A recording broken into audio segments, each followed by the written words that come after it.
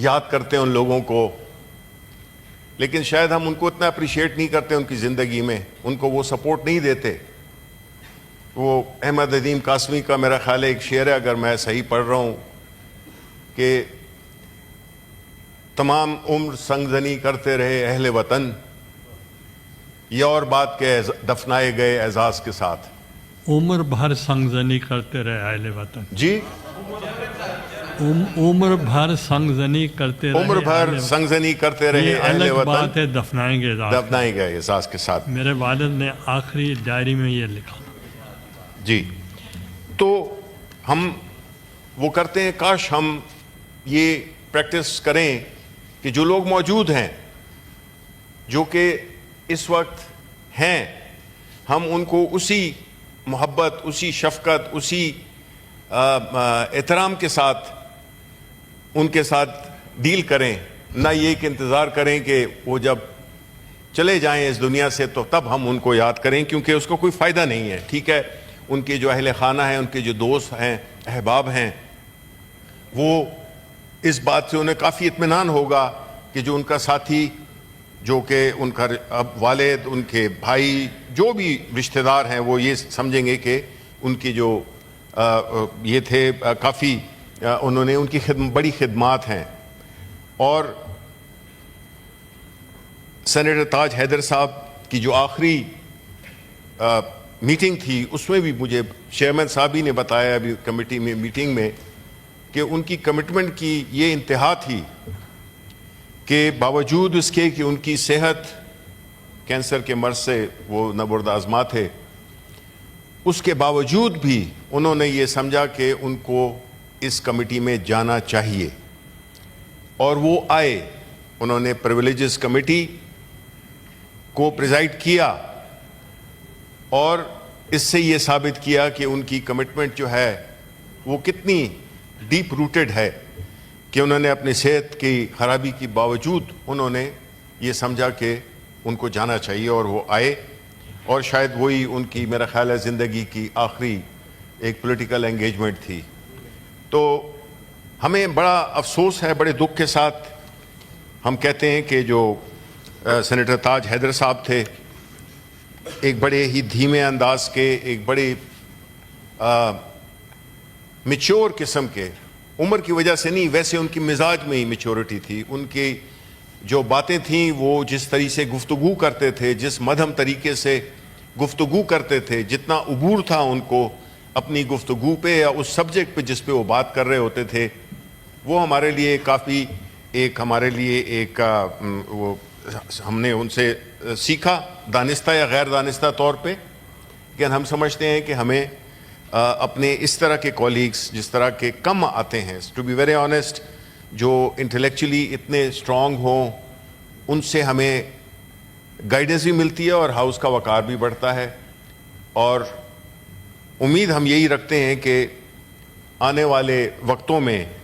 उन पे काम भी होगा, उनकी जो भी कंट्रीब्यूशंस, और ये ट्रेडिशन होनी चाहिए कि जो इस तरह के हमारे जो आउटस्टैंडिंग किस्म के कॉलीग्स रहे हैं, बड़े दानिश्वर रहे हैं, उनके काम, उन पे कुछ लिखा जाए, उन पे कोई कम अज़ कम के आने वाले जो यंग सेनेटर्स हैं वो भी उससे मुस्तफ़ीद हो सकें। तो आखिर में मैं यही कहूँगा कि एक बहुत ही हमारे काबिल मोहतरम कॉलीग थे सेनेटर ताज हैदर साहब। उनकी फैमिली को हम उनके साथ ताज़ियत भी करते हैं, और हम ये समझते हैं कि उनके जो सेनेटर ताज हैदर साहब थे उन पे वो फ़ख्र करेंगे, क्योंकि उनकी शख्सियत और उनकी जो कंट्रीब्यूशंस हैं पार्लियामेंट के अंदर और पार्लियामेंट के बाहर, अदब में या साइंस में, जो भी फील्ड उन्होंने चुना उसमें उन्होंने अपनी मौजूदगी का एहसास दिलाया। अल्लाह ताला उनको जवार रहमत में जगह दे और उनकी जो फैमिली है उनको सब्र की तलकीन अता फरमाए। बहुत बहुत शुक्रिया जी। हामिद खान साहब आपने ऑन किया हुआ है, यू वांट टू स्पीक?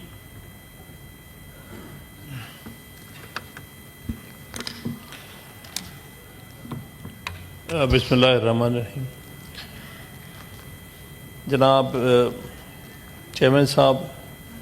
میرے نزدیک آج ہم جو خراج تحسین پیش کر رہے ہیں وہ ایک ایسی شخصیت کو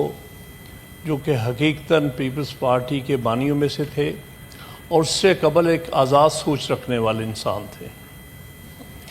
آہستہ آہستہ اس سوچ کی کمی ہوتی جا رہی ہے، وہ اس سوچ کے ایک نمائندہ تھے، اور یہ چیز جو ہے ہماری سیاست میں آہستہ آہستہ ختم ہوتی جا رہی ہے۔ جو لوگ عوام کی سوچ زیادہ رکھتے ہیں بلکہ ایلیٹ کی کلاس کے ساتھ ان کا کم سے کم تعلق ہے۔ تو تاج حیدر صاحب کے بارے میں جو چیز کو میرا کبھی ان کے ساتھ براہ راست انٹریکشن نہیں رہا ہے، جو کچھ ان کے بارے میں پچھلے 40-50 سال میں سنتا آیا ہوں وہ بہت قابل تحسین ہے، اور میں امید رکھوں گا کہ جس سوچ سے پیپلز پارٹی کو بنایا گیا تھا سن 67-68 میں،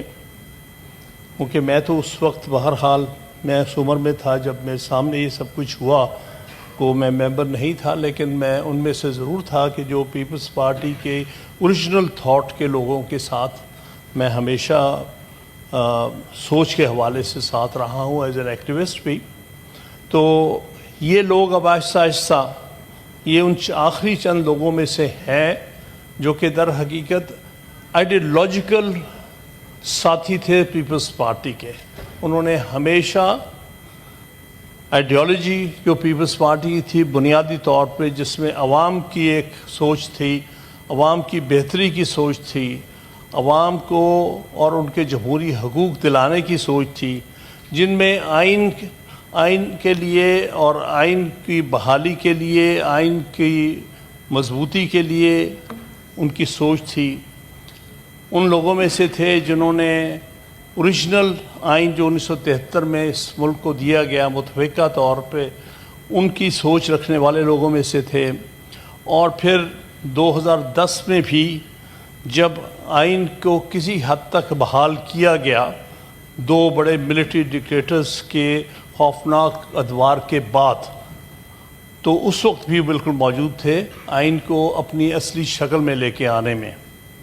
تو یہ وہ لوگوں میں سے تھے جو واقعہ ہی آئین کو صحیح معنی میں اس سوچ کے مطابق لانا چاہتے تھے جو کہ جناب مرحوم ذوالفقار علی بھٹو صاحب کی سوچ تھی، اور کافی حد تک محترمہ بے نظیر بھٹو صاحبہ کی سوچ تھی۔ جتنا مجھے میڈم سے انٹریکشن ہوا ہے اس کے حوالے سے جو تھوڑا بہت میں جانتا ہوں ایمبارڈی موومنٹ میں، یہ سوچ کی جو تھی، اور یہ بھی انہی سوچ کے لوگوں میں سے ایک تھے۔ اور میں بس یہی کہوں گا کہ اللہ ان کو غریق رحمت کرے، اور خدا کرے کہ پیپلز پارٹی میں ان کی سوچ کے لوگوں میں اضافہ ہو۔ بہت بہت شکریہ۔